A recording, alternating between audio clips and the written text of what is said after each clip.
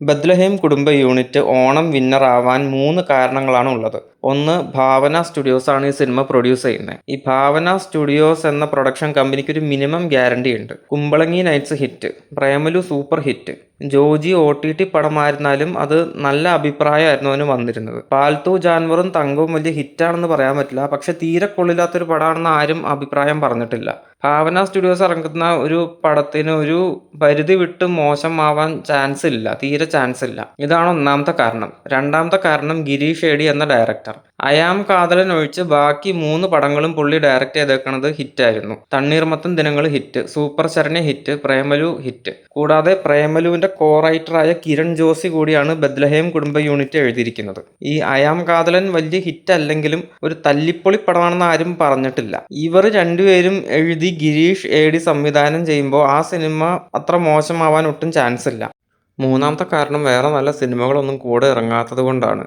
ഈ ടോക്സിക്കും ഖലീഫയും അത്ര പ്രതീക്ഷ തരാത്ത 2 സിനിമകളാണ്.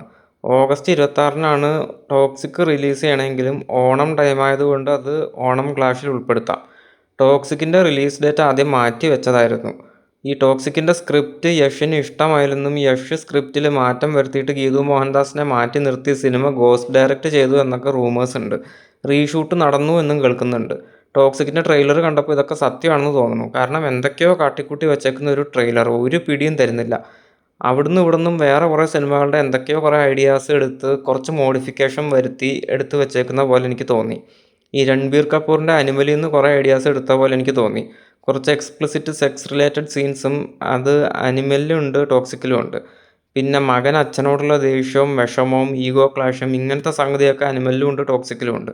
ഈ അനിമലിൽ നിന്ന് ഈ സംഗതി എടുത്ത് കുറച്ച് വ്യത്യാസപ്പെടുത്തി ചെയ്തേക്കുന്ന പോലെയാണ് എനിക്ക് തോന്നിയത്. പിന്നെ ഇതിലെ അച്ഛനും മകനായിട്ട് വരുന്ന യഷിൻ്റെ ഡബിൾ റോൾ കണ്ടപ്പോൾ എനിക്ക് അറ്റ്ലിയുടെയും വിജയുടെയും പടങ്ങൾ ഓർമ്മ വന്നു. ഈ അച്ഛനെയും മകനെയും കണ്ടാൽ ചേട്ടനെയും അനിയനെയും പോലെ തോന്നുന്നുണ്ട്.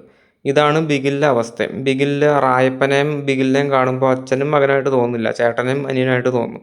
അത് തന്നെ ഷാറൂഖ് ഖാൻ്റെ ജവാനിലും ഇതേ അവസ്ഥയാണ്. അച്ഛനും മകനാണെന്ന് തോന്നുന്നില്ല. ഈ ടോക്സിക്കിന് നല്ല രീതിയിൽ അവർ പ്രൊമോഷൻ നടത്തുന്നുണ്ട്, പക്ഷെ എനിക്ക് തീരെ പ്രതീക്ഷയില്ല. അതുപോലെ തന്നെ ഭയങ്കര പ്രൊമോഷനാണ് ഖലീഫയ്ക്ക് ഉള്ളത്. നാളുകൾക്ക് മുമ്പ് തന്നെ അതിൻ്റെ ഒരു ടീസർ ഇറക്കി വിട്ടു. അത് 2 പാർട്ടായിട്ടുള്ള സിനിമയാണെന്നാണ് അവർ പറയുന്നത്. ഫസ്റ്റ് പാർട്ടിൽ മോഹൻലാലിൻ്റെ ക്യാമിയോ ഉണ്ടാകും, രണ്ടാമത്തെ ഭാഗത്തിൽ മോഹൻലാലിൻ്റെ കഥയായിരിക്കും ഉണ്ടാവുക, അങ്ങനെയൊക്കെ പറഞ്ഞാണ് വരുന്നത്. ഇതൊക്കെ സ്ഥിരം കാണാറുള്ള കുറേ തള്ളാണ്. ഈ പൃഥ്വിരാജ് തള്ളുന്ന കാര്യത്തിൽ നല്ലൊരു PhD എടുത്തിരിക്കുന്ന ഒരാളാണ്. കുറേ അധികം സിനിമകൾ മലയാളത്തിൽ 2 പാർട്ടുകളെന്നും പറഞ്ഞ് ഇറങ്ങിയിട്ടുണ്ട്. അതിൽ ഫസ്റ്റ് പാർട്ട് തന്നെ ഇറങ്ങും, അത് മിക്കവാറും ഹിറ്റാവില്ല, അതോടെ അവർ ആ പരിപാടി അങ്ങ് നിർത്തും. അങ്ങനെ പറഞ്ഞ് ഇറക്കുന്ന സിനിമകളെ ഒട്ടും വിശ്വസിക്കാൻ പറ്റില്ല. ഈ 2 സിനിമകളും ടോക്സിക്കും ഖലീഫയും ആവശ്യത്തിലധികം പ്രൊമോഷൻ നടത്തി വലിയൊരു ഹൈപ്പ് ഉണ്ടാക്കാൻ നോക്കുന്നുണ്ട്. അതേസമയം ബത്ലഹേം കുടുംബ യൂണിറ്റ് അത്രയധികം തള്ളിമറിക്കുന്നില്ല. അവർ കുറച്ചും കൂടെ സൈലൻ്റ് ആയിട്ടാണ് അവരുടെ പ്രൊമോഷനൊക്കെ നടക്കുന്നത്. അതുകൊണ്ട് തന്നെ അവരുടെ പ്രോഡക്റ്റിൽ എനിക്ക് കൂടുതൽ വിശ്വാസമുണ്ട്. പിന്നെ ഈ 3 കാരണങ്ങൾ ഞാൻ പറയുമ്പോഴും നിവിൻ പോളി എന്നുള്ള കാര്യം ഞാൻ പറഞ്ഞില്ല. കാരണം നിവിൻ പോളിക്ക് ഒരു ഗ്യാരണ്ടി ഇല്ല. കുറേ നാൾ കൂടിയിട്ടാണ് പുള്ളിക്ക് സർവം മായ എന്നൊരു ഹിറ്റ് കിട്ടിയത്. അത് കഴിഞ്ഞിട്ടിറങ്ങിയ 2 സിനിമകളും ബേബി ഗേളും പ്രതിച്ഛായയും 2ഉം പൊട്ട സിനിമകളായിരുന്നു, പൊട്ടിപ്പോയി.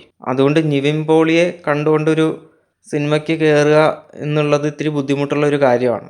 എനിക്ക് ഇതിൻ്റെ ക്രൂവും അതിൻ്റെ പ്രൊമോഷനൊക്കെ കണ്ടിട്ടാണ് ഈ സിനിമ തന്നെയായിരിക്കും ഓണം വിന്നറാണെന്ന് തോന്നുന്നത്. നിങ്ങൾക്ക് എന്ത് തോന്നുന്നു? ഏത് സിനിമയാണ് ഓണം വിന്നർ ആവാൻ പോകുന്നത്? കമൻറ്റിൽ പറയൂ.